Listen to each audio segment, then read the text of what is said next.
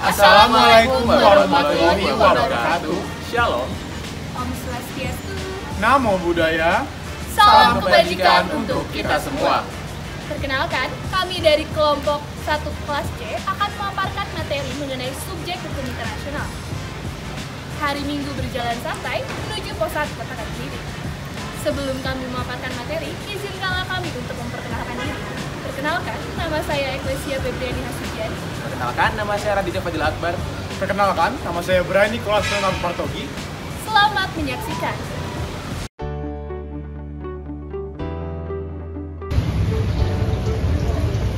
Subjek hukum internasional. Apa sih yang dimaksud dengan subjek hukum internasional? Secara umum, subjek hukum merupakan pendukung hak dan kewajiban. Jadi, pengertian subjek hukum internasional sendiri merupakan pendukung hak dan kewajiban menurut hukum internasional. Banyak berbagai ahli juga yang memberikan definisi mengenai apa yang dimaksud dengan subjek hukum internasional.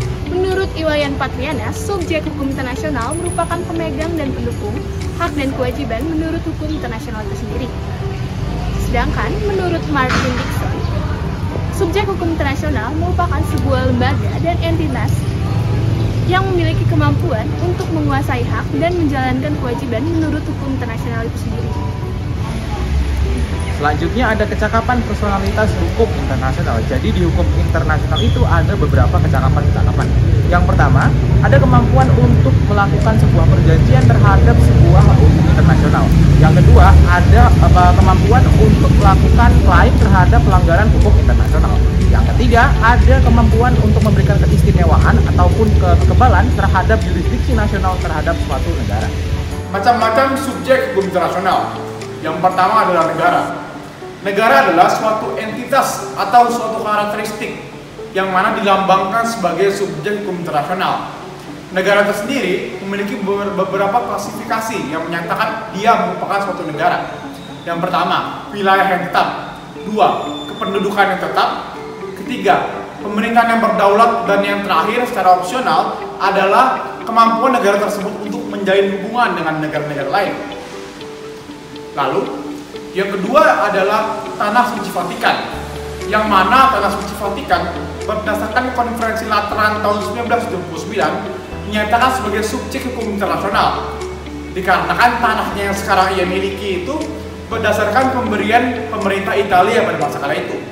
Lalu yang ketiga adalah Palang Merah Internasional, yang karena tindakannya membuat masyarakat di negara-negara di dunia itu lebih simpati terhadap mereka sehingga negara-negara tersebut mengadakan atau mendirikan Palang Merah Internasional sendirinya dalam bentuk nasional, yang mana Palang Merah Nasional tersebut akan dikumpulkan menjadi satu dan direpresentatifkan dalam bentuk Palang Merah Internasional. Lalu ada yang keempat. Yang keempat adalah organisasi internasional, yang mana karena kepentingan negara-negara tersebut dilembagakanlah suatu organisasi internasional untuk menampung kepentingan negara tersebut. Organisasi internasional tersendiri dibagi menjadi 4. Organisasi bersifat global yang mengatur secara umum seperti World Bank. Yang kedua adalah organisasi bersifat regional seperti NAFTA. Yang ketiga ada organisasi yang bersifat global namun cakupannya adalah seluruh dunia seperti PBB. Dan yang keempat, organisasi bersifat regional yang cakupannya global seperti ASEAN. Lalu yang kelima adalah individu. Individu sendiri dikatakan sebagai subjek hukum internasional berdasarkan Deklarasi Universal tentang HAM tahun 1948. Ada beberapa dasar hukum yang mendukung individu sebagai subjek hukum internasional. Yang pertama adalah Perjanjian Versailles, Apersilesa, Konvensi Genocide, dan yang terakhir adalah Permanent Supreme Court. Lalu yang keenam adalah pihak yang berperang. Pihak yang berperang sendiri ini, hukum yang diberlakukan terhadap peristiwa tersebut atau peristiwa pemberontakan adalah hukum nasional yang bersangkutan.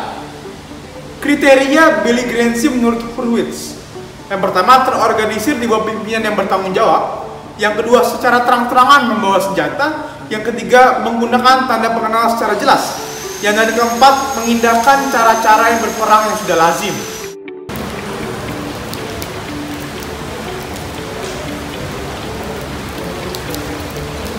Cukup sekian pemaparan materi dari kelompok kami. Jika ada salah kata, mohon dimaafkan. Terima kasih sudah menonton.